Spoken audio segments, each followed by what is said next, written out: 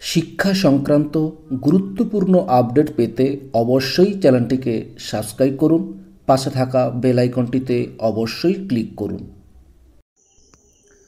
নমস্কার, আমি শুভেন্দু। আমার ছোট্ট চ্যানেলে আপনাকে স্বাগত।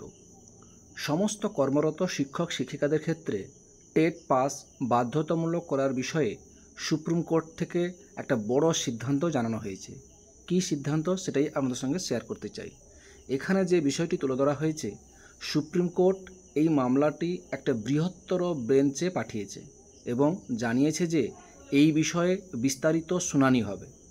বিচারপতি দীপঙ্কর দত্ত ও বিচারপতি অগাস্টিন জর্জ মসিহের বেঞ্চে এই মামলাটি শুনছিলেন। তারা বলেন, এই মামলায় একাধিক গুরুত্বপূর্ণ আইনি প্রশ্ন ও দিক রয়েছে, তাই তারা মামলাটি প্রধান বিচারপতির কাছে পাঠিয়েছেন, যাতে অন্য একই ধরনের মামলার সঙ্গে একত্রে শুনানি করা যায়। প্রধান বিচারপতি এখন একটি বৃহত্তর বেঞ্চ গঠন করবেন, যারা মামলাটির সব দিক বিস্তারিতভাবে পর্যালোচনা করে চূড়ান্ত আইনি ব্যাখ্যা সিদ্ধান্ত দেবেন। অর্থাৎ টেট বাধ্যতামূলক হবে কি না সেই বিষয়ে এখন বড় বেঞ্চের বিস্তারিত শুনানির পরেই সুপ্রিম কোর্টের চূড়ান্ত রায় আসবে বলে জানানো হয়েছে। সেটাই আপনাদের সঙ্গে শেয়ার করলাম। ভিডিওটি দেখার জন্য অসংখ্য ধন্যবাদ।